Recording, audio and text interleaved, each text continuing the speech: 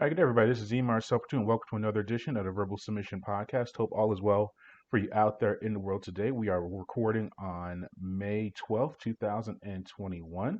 On today's show, we're going to go over AEW and all things related to the promotion, including the latest edition of Dynamite. We'll delve into NXT and their latest show, some major activity from last night's broadcast. We'll also go into New Japan Pro Wrestling and all of the issues that they are dealing with. And along with that, review the Dontaku event, which included some major activities as well. And then we may also touch on some mixed martial art news and notes that we have stumbled upon over the past few weeks. But as always, if you want to follow everything that we're doing, head to the mothership, which is thesportsenquirer.net. You can go on there and get archives of our previous shows, such as the Verbal Submission podcast, and also you can get our show, the Sports Inquirer Show. And on there, we go over all things news and notes in the world of sports, and that's a really good way to keep track of all the things we have going on. You can also go to our social media platforms on Twitter, Instagram, and Facebook under Sports Inquirer. That's all one word. You do a search on there, and you'll be able to see everything that we have going on. And finally, subscribe to us on our audio and video content providers such as YouTube, SoundCloud, Spotify, Google Podcasts, and iTunes. You can go on there and you can, every time we post something new or have a new addition to our various platforms, if you subscribe to us, you will get an automatic update on everything that happens. I do it personally for several other platforms, and it's a really good way to keep track of everything that is going on. So I highly recommend that you do that as well. All right, let's go over AEW and everything going on with that promotion. We're recording this on a Wednesday morning, so the latest edition of Dynamite has not come out yet, but we will go over the previous week's show, which was highlighted by Blood and Guts, the big showdown between the Pinnacle and the Inner Circle. Before we get to that, I have a few notes on that previous show and some things that I noticed.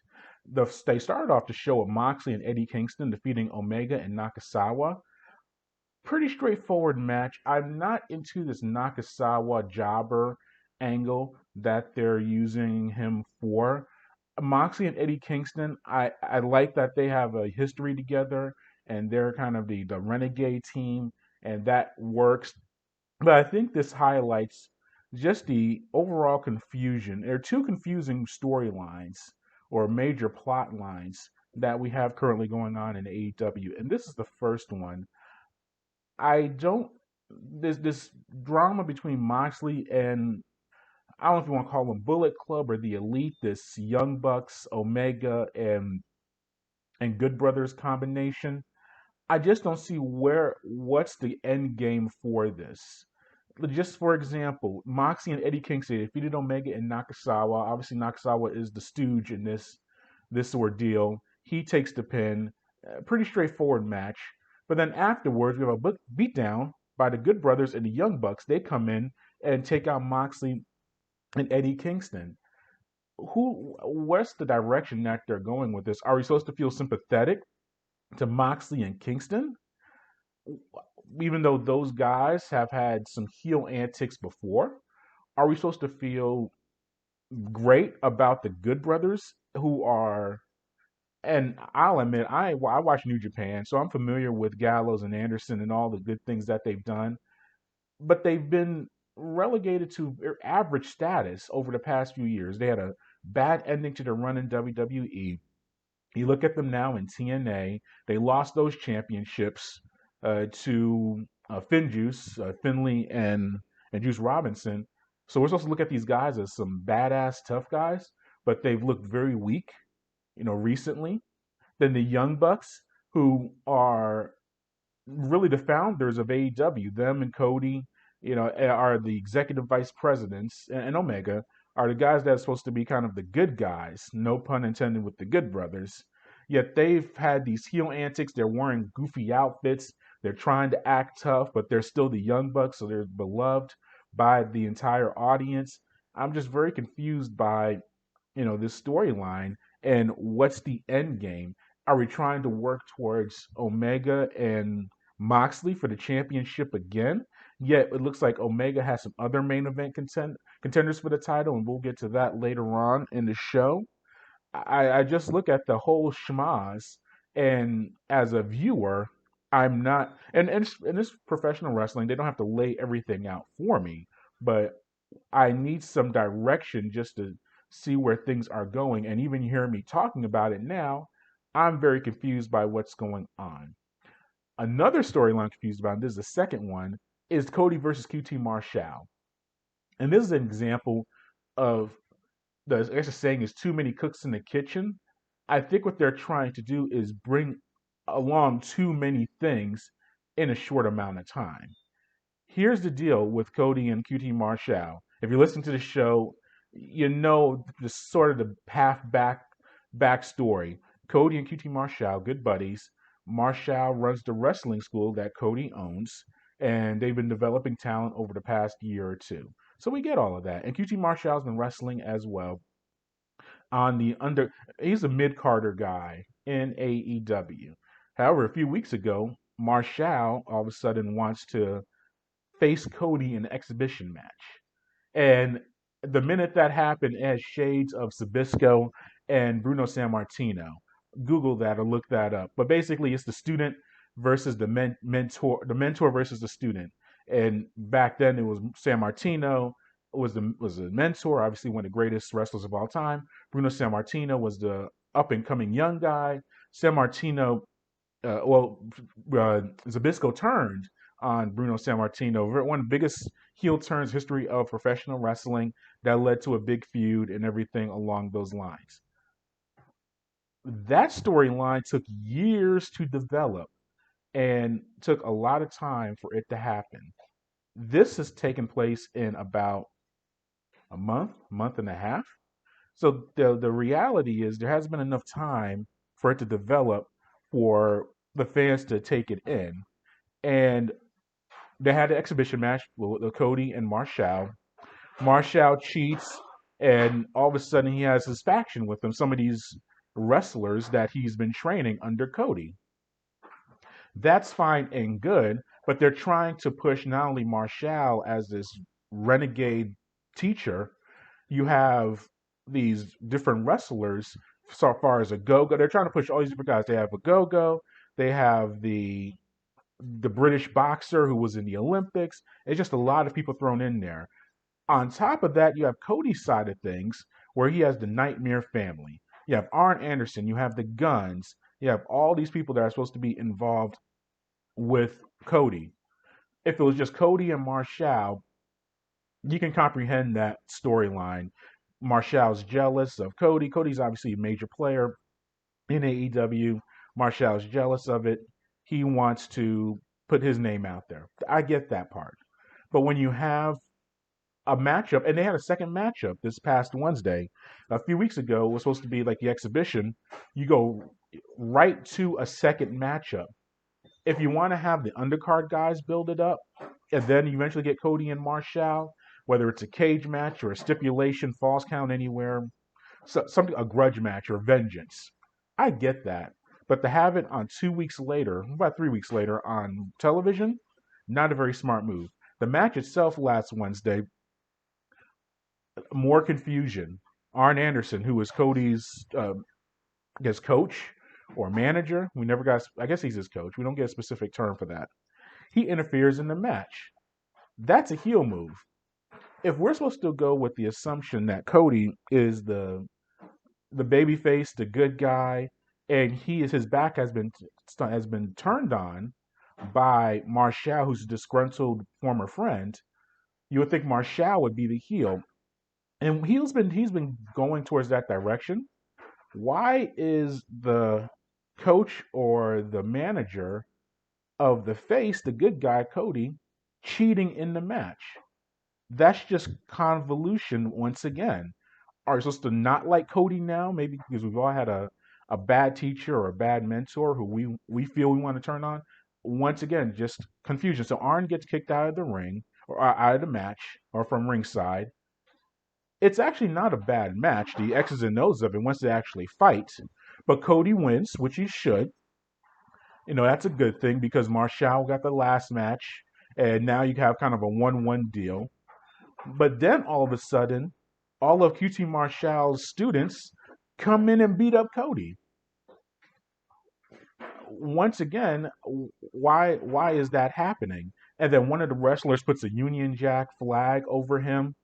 Look, this isn't Nikita Koloff and Bill Watts. I'm mentioning all these old wrestlers and all these old storylines because it literally seems that they're going to old WWF films and old Mid South films or WCW.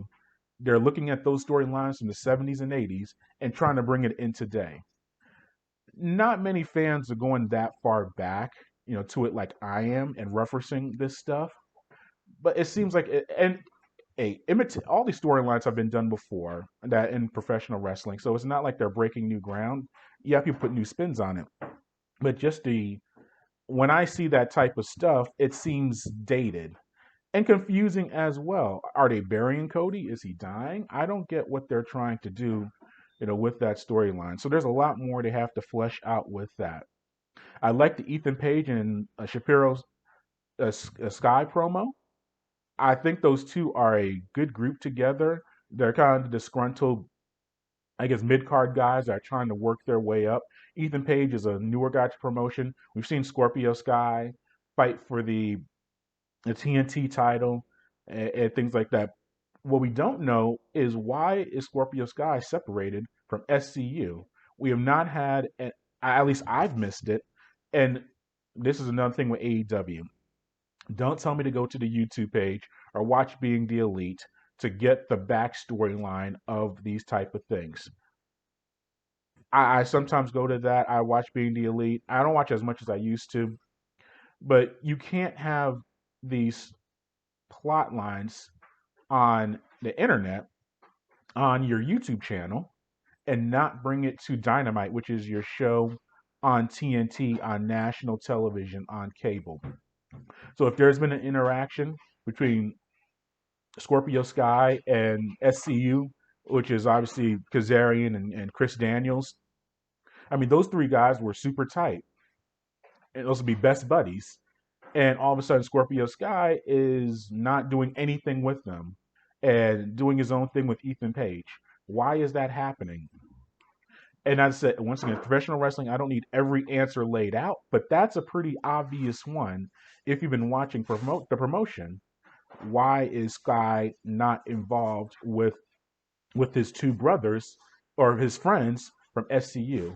That's very confusing, with that. But I said Paige and Sky are a new combo. I said they got a lot of energy. They younger guys by wrestling standards that are trying to find their way. Darby Allin emerges himself the current TNT champion. He brings himself into the promo. They interact, and then Darby Allin gets thrown down the stairs. Look, Steve-O would be proud. We know that Darby Allin he's into the alternative kind of X Games lifestyle. We've seen him do stuff with Tony Hawk. We know that probably Jackass is a big influence on him and doing all those type of stunts. Was thrown down the stairs, which is he took it the hard way. He didn't do it very wisely. Now, there's not really an easy way to fall down a set of stairs, but he could have. In essence, he threw himself on the stairs.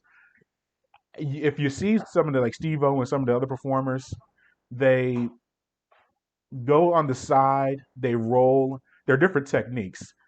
Respect to Darby for trying to take it the hard way, but he does so many of these things. We've seen him fall from a top of a skateboard ramp in a body bag and just fall down. He's doing all of these stunts. He's really going to hurt himself if it's not done wisely or correctly. So I get that he's supposed to be this extreme guy and no rules apply to him, but that was a hard take, for him. But if you wanted to get Ethan Page and Sky over as bad guys, it did its job decently because Allen is clearly a face, a good guy. He's got Sting in his corner. So that storyline or that part of the show was executed, I would say, okay. But yeah, Darby has to be very smart with that. And we see him do the coffin drops onto the apron of the ring. I mean, these are all moves And I mean, it's wrestling, so any move can end your career or be even worse. But he's intentionally putting himself in these spots. It's not very wise, for him to do that. Britt Baker beat a jobber. Pretty straightforward there. Britt's doing a good job with. We gotta see her fight for the title at some point. I mean, she's fought before, but I look at the rest of that women's roster. Britt's the only one that you kind of see out there. I know Jade Cargill has been a very interesting addition to AEW over the past few weeks. You have uh, Red Velvet. I want to say Velvet Sky. That's an old TNA wrestler.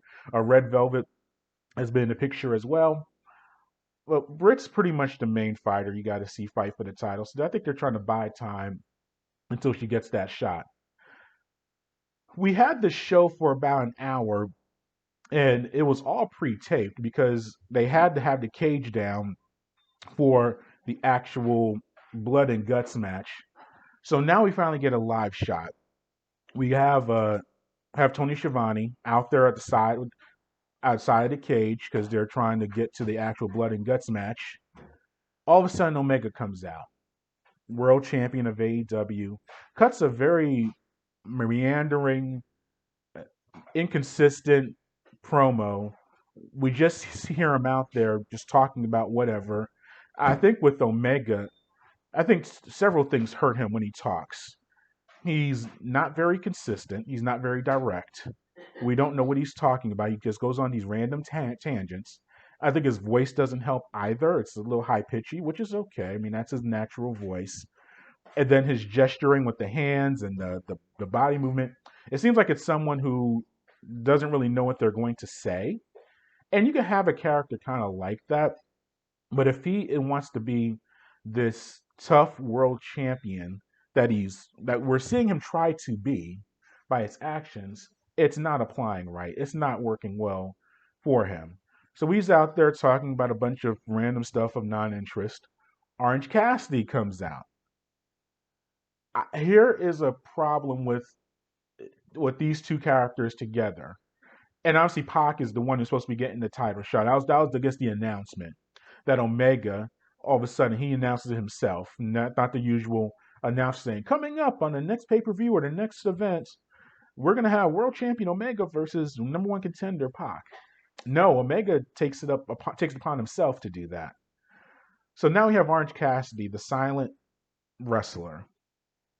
He's very popular, it seems like, with the fans and everything like that. I think it's an act. It's a one note act.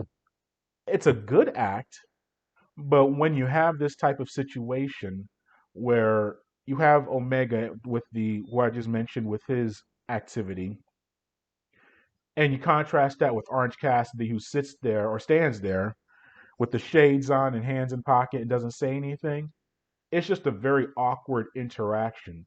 And we've seen Orange Cassidy talk before. Remember we had his feud with Jericho. If he kept this act up all the time and he was quiet, we get that. But we've seen him talk before. We've seen him actually cut, for by his standards, a very aggressive promo. So you have Omega going on and on about Pac and he's the best guy in the world and everything like that, and then mocking Cassidy, taking off his glasses and saying stuff. And then also another too many inside references. I get about 75% of this stuff because as I mentioned, I watch New Japan Wrestling. I'm very familiar with that type of stuff. When Omega takes the glasses off of Cassidy and puts it on himself and says this is a familiar look and things like that, I would say 75 to 85% of the audience doesn't get that. Maybe more because if you look at the attendance or you look at the ratings, it's the same 800,000 fans watching every single week. So they're probably more on my side of things watching all these promotions. But there has to be explanation for more of the glasses and Omega, being the cleaner in New Japan. And that was his big look and the Terminator stuff and all that. You can't just throw glasses on and say, oh, it's a familiar look. It goes right over the audience for the most part. You got to give better explanation of that. But as I said, they cut promos and all this other stuff. And in the end, I guess we're going to have Omega and Cassidy. And then he's going to face Pac. We'll see with that. Miro. cuts a good promo. This is the Miro that we should have been seeing from the very beginning. This is the Miro that should have come out very aggressive, wanting to fight for championships, not the Miro who's the best man to Sabian and doing all this stuff with the video games and wearing literally wearing a Mickey Mouse shirt. That's not the Miro that we should have been seeing. Now, he doesn't have to be like the brute that he was in WWE. If you want to add a little bit more personality to his character, I get that. And if he's into the video games and into the fashion, that's fine. But you have a man who one of the three or four biggest physical wrestlers. You look at his size; he's a very built, muscular man. He should be in that a dominating role, and yet he's cowering down and selling for little guys. That's not the way that he should be presented best. But in this promo, we saw him have a bass in his voice and show some aggression and put himself out there, and he's going to just go for the TNT title on the next show or two. That's a good thing. And it'd be nice to see him actually win that title. And if he continues this aggressive front, now he's probably not going to beat Darby Allin for the title, but I think this could be a match that he can show his strength and ability and put himself in a more assertive role. I think that was a good promo for Miro and a proper step in his direction in AEW. The actual Blood and Guts match, I thought it was well done. When you saw the Pinnacle all coming out in white with white wardrobes, and you saw the Inner Circle come out in all dark outfits, I guess they looked like they were in prison. Respect to Santana and Ortiz with the white face paint and Ode to Dead Presidents, one of my favorite movies from the 1990s. And they're New York guys, and that movie was based in New York, and I'm a New Yorker, so I got that reference immediately. Now, it would have been cool if they mentioned that in the commentators, but maybe sometimes you have to get that was an inside reference that maybe should not have been overtly mentioned. So I popped for that one. I like that look. But going back to the Pinnacle, when you saw them all in white, you knew a lot of blood was going to be shed on their side of things. As Jim Cornette was said, and we like Jim Cornette's podcast and we listen to it every week. One of his tenets when he was a manager was that if you're going to bleed, wear white. If he was, especially when he was managing, you got to see the blood. And sure enough, that's when I saw the red or I saw the white outfits. I knew a lot of red was going to be shed. I thought Dax drawing blood early was good. You know, he's the probably maybe the best technical wrestler in that group in the Pinnacle at this stage of their careers. I mean, Jericho's strong as well, but his better days are past him. He's still okay, but you know, it is what it is. So Dax going in there to start, that was good. He drew blood early. I like that set the tone. The picture in picture though was awful. And I understand they got to get advertising in, they got to get their make their money. But if you're going to do picture in picture, you have to either limit it or make the picture. You can't have the advertisement as the bigger part of the picture in picture because we saw several moments, two big key moments in the match. It was in picture, and you can't hear the commentators. You can barely see it. The first one is when Wardlow entered the ring and was dominating. Wardlow obviously is the muscle of the Pinnacle and a guy that shows his strength and is a brute. He came into the ring and dominated, and it was awesome to see the part of it that you can see. You can't have that type of situation in the picture in picture. That's why the directing of the show is so questionable. I need to go back to Darby Allin and his part when he fell down the stairs. The way they taped it, you don't shoot the angle from on top of the stairs and him going down. It makes it look weaker. You shoot from the bottom. I watch Jackass a lot, and I do know I know about people falling downstairs and doing stunts, at least visually. And you want to shoot from different angles. And in that case, you didn't shoot it well. You shot it from the top instead of the bottom. The same thing with the directing of this, with the picture in pictures.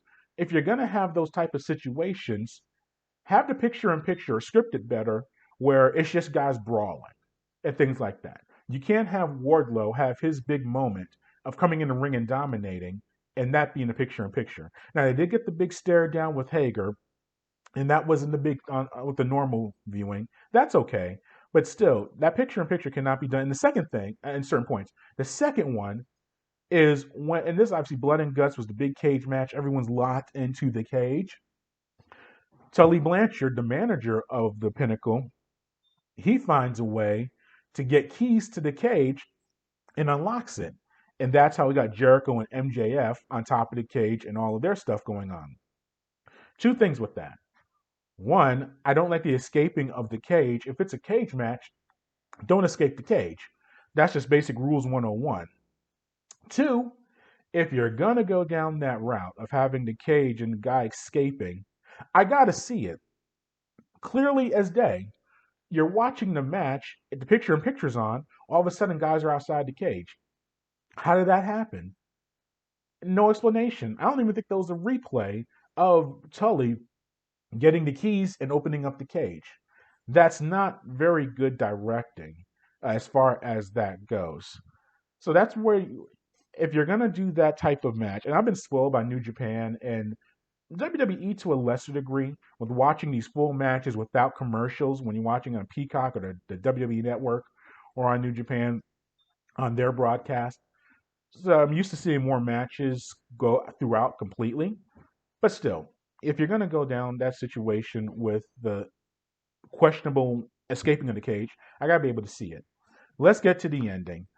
I thought the match overall was going really well. You had highlights, a little too many gimmicks in the ring. If it's a cage match, you have the cage itself. That's how you can draw blood. I don't need to see chairs, kendo sticks, chains, all of that stuff. But this is modern wrestling. They like to throw a lot of stuff in when they don't have to, so I'm kind of immune to it. When Jericho got into the ring, it slowed down a little bit. I think he was really struggling through that match.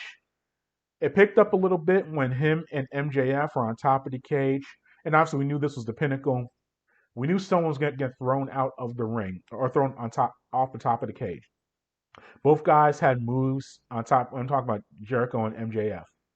They did their moves and submissions on top of the cage. Obviously, MJF punched Jericho with the ring, got the blood and all that stuff. So we get that part. MJF was bleeding as well.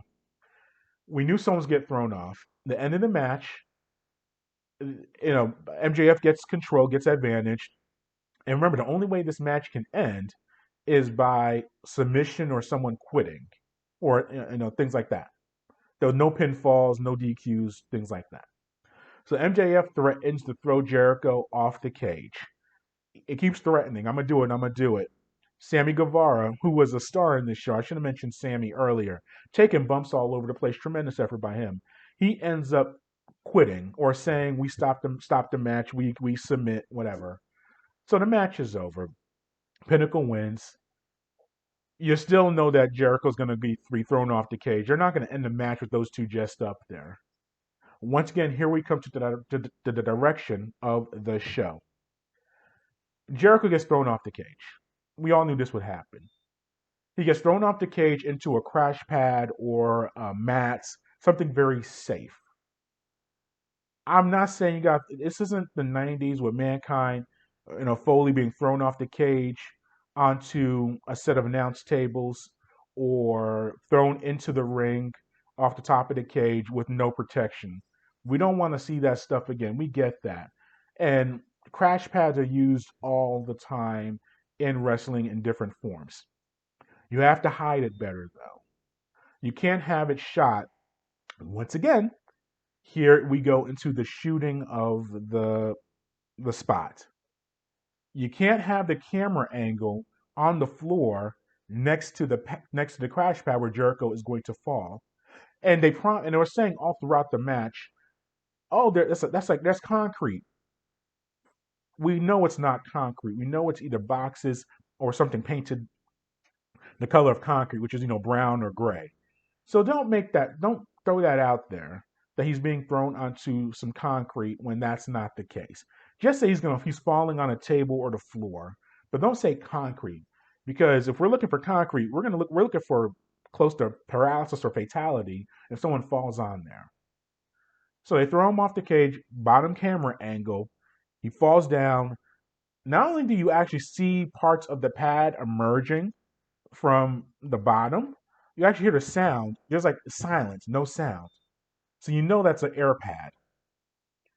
If you're gonna shoot that, you gotta do it several ways. You shoot him actually falling from a top. They have drone cameras, you can do it there. They have crane cameras. You shoot it from up top, or I'm not expecting someone to be on the cage itself, but shoot it in an above angle. That's what I'm trying to say. You shoot it from above. He falls down. It looks a lot longer or further than it really is. Because if you saw the camera angle, now Jericho, he took the fall, and it's a tough fall, but it looked half further down than it really should have been. You shoot that from up top, he falls down, and it's like, oh my goodness, oh my God. Then you do a close up of Jericho, him falling down, looking like he's tough or he's really hurt, and things are really bad. They didn't do any of that. So they shot it from the bottom. He falls down. They kind of go close up to Jericho, and even Jericho himself. If you're supposed to fall down on concrete from on top of a cage, you can't have one eye open and moving around and kind of checking to make sure everything's okay. Simple, eyes closed, no body movement. We think that he's knocked out, and we don't know if he's gonna be able to recover or walk again, things like that. But no, he's actually he's alert. He's comprehending stuff. And yes, they brought out all the medics and everything like that to check on him and to get him out of there and everything like that. But that just was not well executed at all, and it took away from the actual match. And I thought it was a well done blood and guts match. Outside the picture in picture stuff, I thought all those guys worked really hard. They all got stuff over. You continue to see the development of different storylines within those groups, but that ending just left a lot to be desired. And it's really tough for AEW because this is the second time we've seen a build up to a major match, and the ending really ruined some solid effort. We saw that in the Moxley and Omega, I guess, fireworks or death match. That's what you had, the death match, and they did the countdown after Moxley lost and everything like that, and they said the ring was going to explode, and you have Kingston come in there trying to cover Moxley, and it's just a bunch of sparklers, weak fireworks. There was no ring explosion. Similar deal here with Blood and Guts. And as I said, I thought it was a very well done effort, but the ending did not go well as far as that goes. So I thought it was a good effort by those guys, but just disappointing. As far as the ending goes, we'll see what happens the next week or two with AEW. They have to answer a lot of questions and a lot of follow up to that show. All right, let's move on to NXT that took place last night and some thoughts on those matches. I thought opening the show with the Cross versus Theory for the NXT title was okay, was good. Easy work for Cross, which is understandable. Obviously, you see I think they may be trying to do a Gargano versus Cross matchup.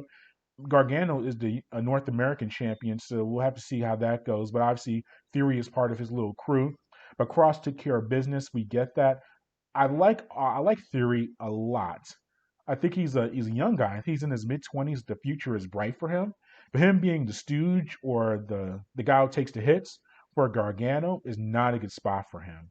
He needs to separate from that and establish his own thing.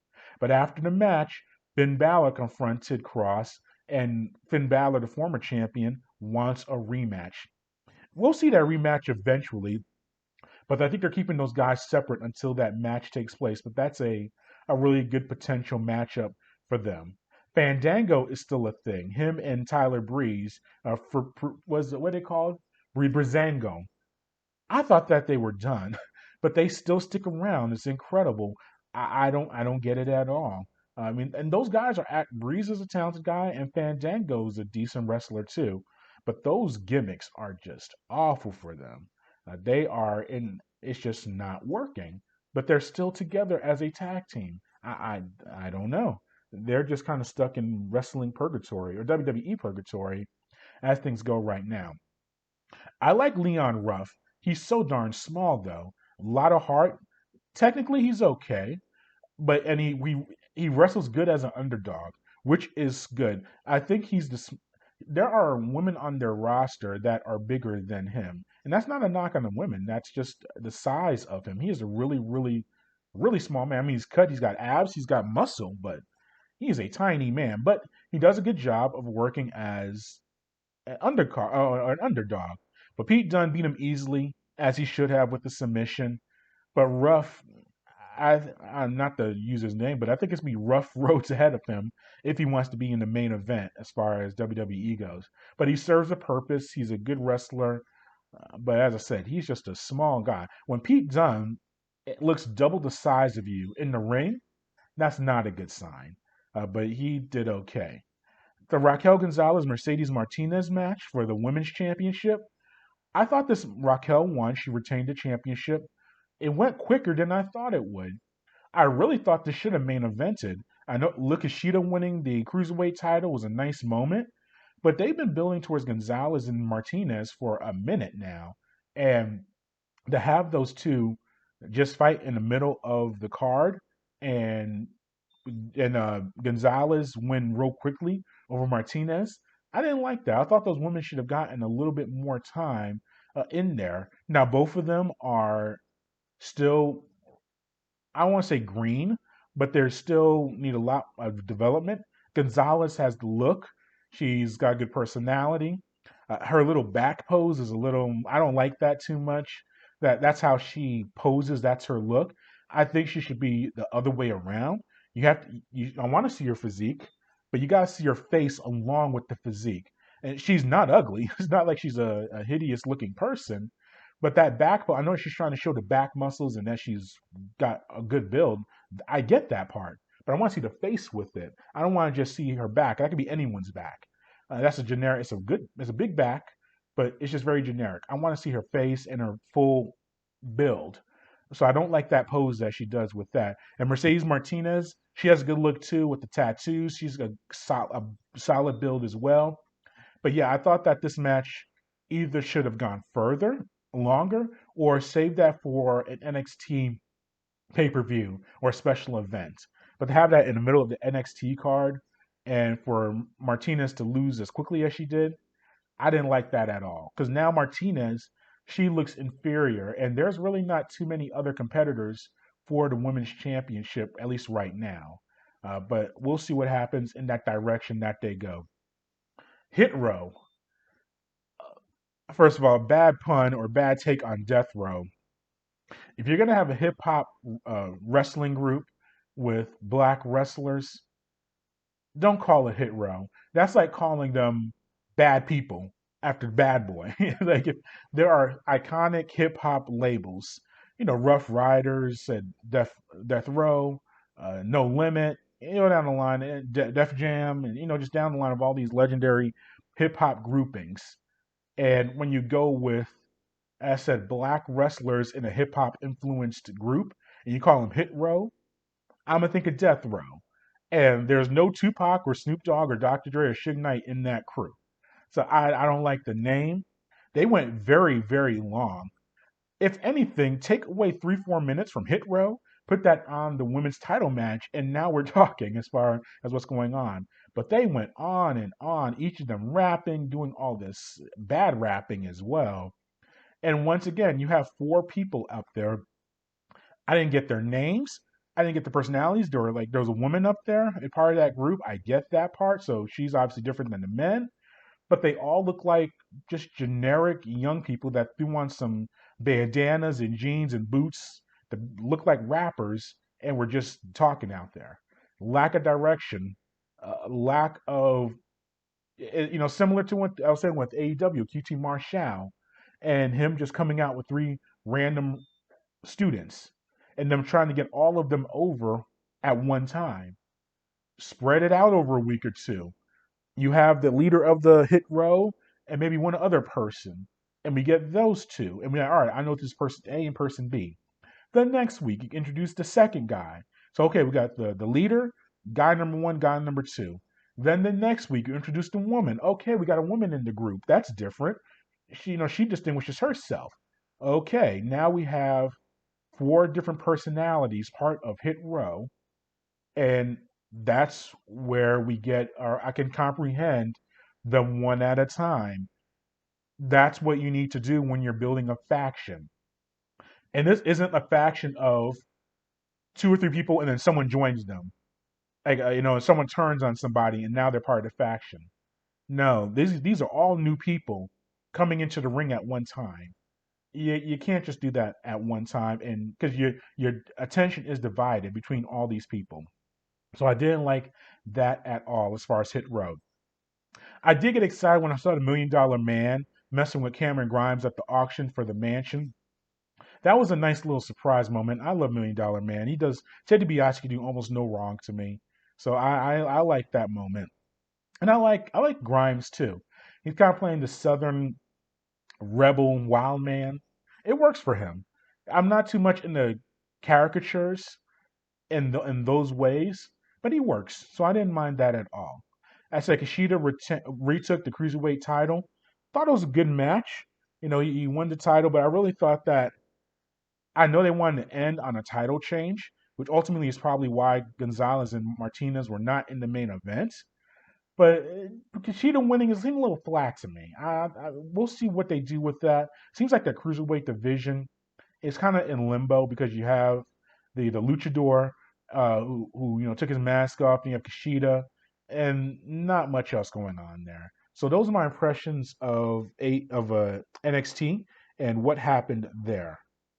Let's transition to the miscellaneous department and things going on in other wrestling promotions. New Japan Pro Wrestling, major issues going on with them. We saw at the May 4th show, they had two canceled matches because of wrestlers with fevers. And sure enough, they actually tested those wrestlers. They tested positive for COVID, as well as seven wrestlers in total on the New Japan Pro Wrestling roster have COVID-19, which means that there are two stadium matches. They're supposed to fight at the Yokohama Stadium on May 15th and at the Tokyo Dome on May 29th. Those matches those Grand Slam events, have been postponed. And that's a rough setback because they were really pushing towards those matches, including Okada versus Will Ospreay for the World Heavyweight Championship. Those matches aren't obviously taking place now. Very tough times. And yeah, in Japan in general has been not as bad as India, but once again a surge in cases in the country. Really, all countries have been dealing with this we've been dealing with it over a year now. But they've had a big surge, so a lot of other activities in that country are being altered, which can include the Olympics, which are taking place this summer. We're not there yet, but it's obviously Japan Olympics coming up. Yeah, very tough times for them. But they did have their Dontaku event over 2 days, and just some thoughts on those matches. Will Ospreay retained the World Heavyweight Championship over Takagi. Good matchup. Obviously, two physical fighters. Ospreay retaining the championship was a smart move. He doesn't need to drop that belt anytime soon. Even to Okada, he needs to hold that belt probably through the summer into the fall. But I thought it was a well done matchup between those two wrestlers, and I think Ospreay with the Kingdom has, or the Empire has found a nice faction, a nice balance group. Obviously, with Hanare as the new addition, Jeff Cobb and the Great Okan. I think that's a very good group, a heel group in New Japan. So that's a really good situation. And needed. I know Bullet Club, they're the heel group, but when you have Los Incurables de Japón leaning towards being faces, even the Dangerous Techers with Saber and with Taichi, And those are usually bad guys. They're leaning more towards the good side. You need some more heels in the promotion. And I think that Osprey's crew does a good job with that. Speaking of the Techers, they had a very good week or a good set of matches. Sabre Jr. defeated Tongaloa. So now they're going to get a tag team title matchup against GOD, Gorillas of Destiny, at some point. Taichi defeated Tamatanga for the Iron Finger, which the Iron Finger is a silly thing, but it it matters to Taichi. And if anything, if they retire that finger, those Iron Fingers, it's good. Retire it. I'm done seeing that silly little prop. But he won it, so that was a good thing. And when those two fight, God and the Dangerous Techers, they'll fight for the tag team titles eventually. That'll be a good thing. Jay White defeated Tanahashi for the never open weight title. They're really trying to promote that title with the Intercontinental title being retired. They need a secondary championship to take that role. Having Jay White with it is a good thing. He talks a lot of crap.